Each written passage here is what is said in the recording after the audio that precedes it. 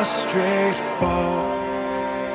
Bring forth the royal diadem and crown him Lord of all. Bring forth the royal diadem and crown him Lord of all.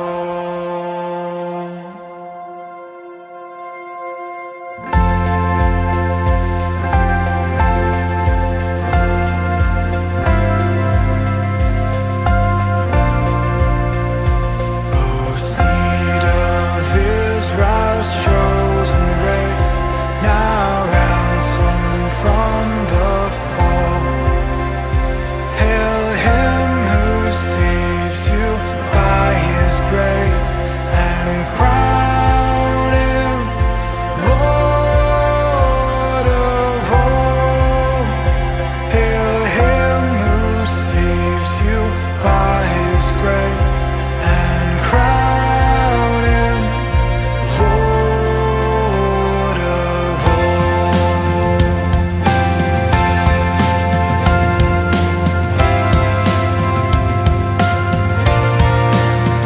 Sinners whose love can never forget the wormwood and the gold. Go spread your trophies at his feet and crown him Lord of all. Go spread your trophies at his feet and crown him Lord of all.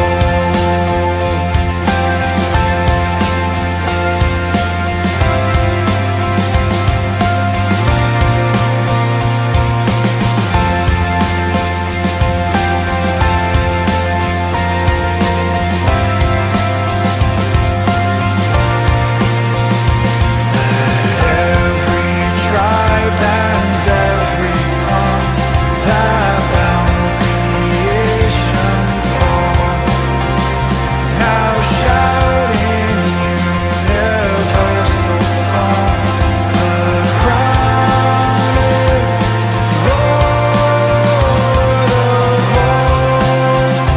Now shout in universal song, the crown is Lord of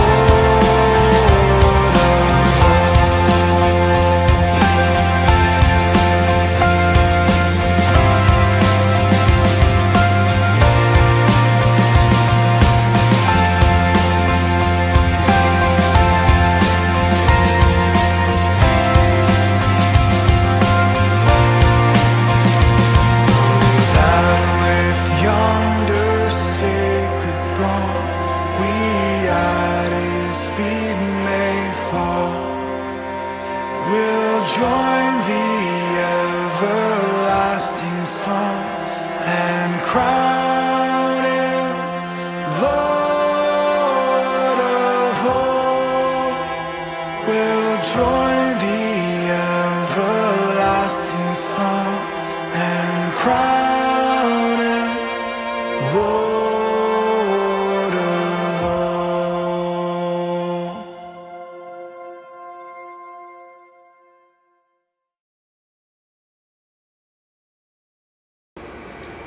Magandang umaga po sa inyong lahat. Pastor Arnel Vasquez po ng Magsaysay United Methodist Church na makakasama niyo para sa online devotion ng St. Paul United Methodist Church. Marahil yung mga sumuno o yung mga nauna na mga devotional speakers ay nagpaliwanag na tungkol sa biblical background ng 1 John. Pero dadagdagan o babalikan lang natin ng kaunti na kung bakit sinulat ni Juan ang 1 John sa mga unang mananampalataya ay dahil nga mula sa kanilang grupo na mga mananampalataya at iniisip ng mga Hudyong mananampalataya ay sumusulpot ang isang paniniwala na lihis sa pananampalataya at karanasan, lalong-lalo na ng mga alagad. And I'm referring to the belief that is called Gnosticism o yung mga Gnostics na naniniwala sa superiority ng spirito over material.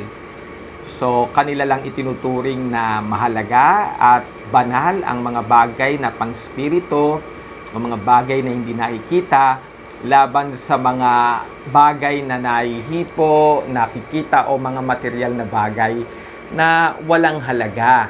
Kaya naman, ang grupong ito o ang mga Gnostics ay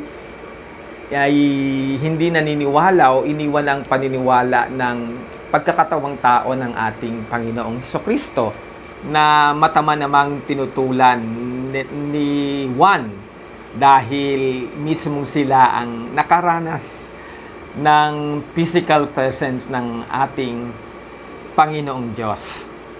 At ito ay napakalaking suliranin. Bakit?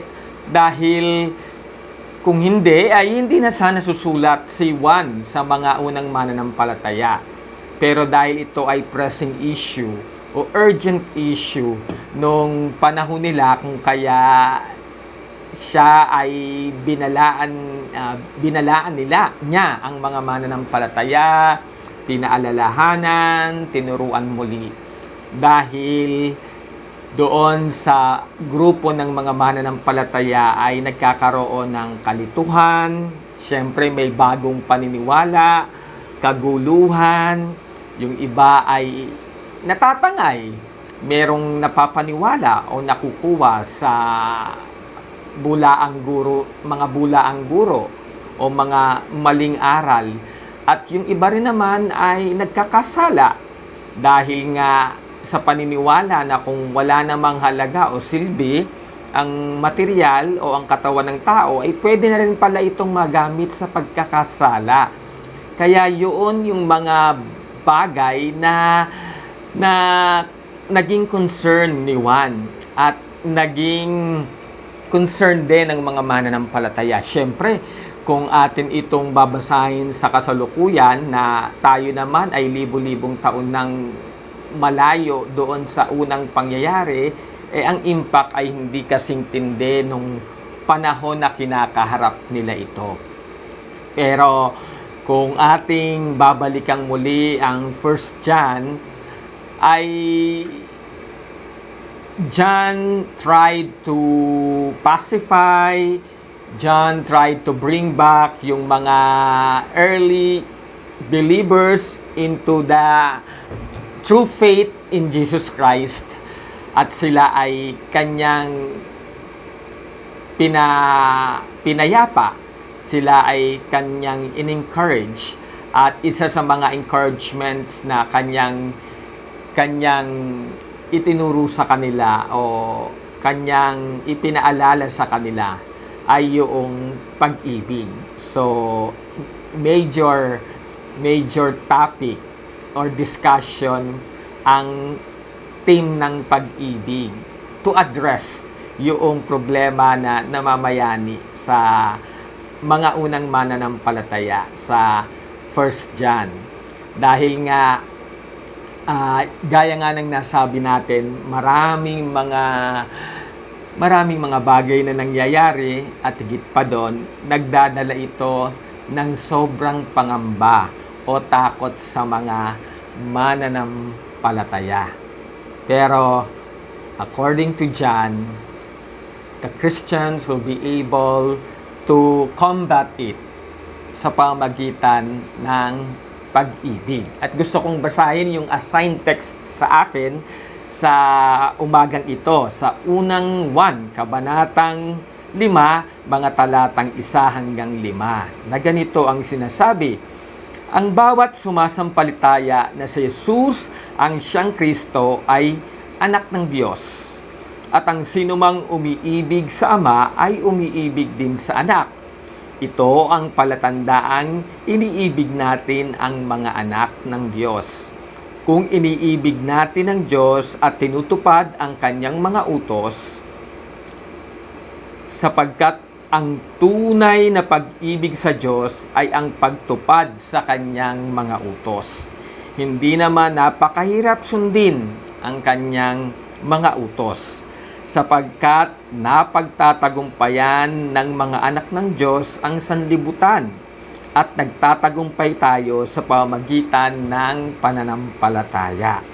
Sino ang nagtatagumpay laban sa sanlibutan?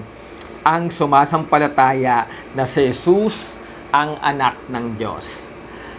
Alam natin na ang pagsulpot ng mga bulaang guro o maling aral, ang pagkakabahabahagi ng mga mananampalataya, ang pagkakaroon ng pananakot o takot o alalahanin,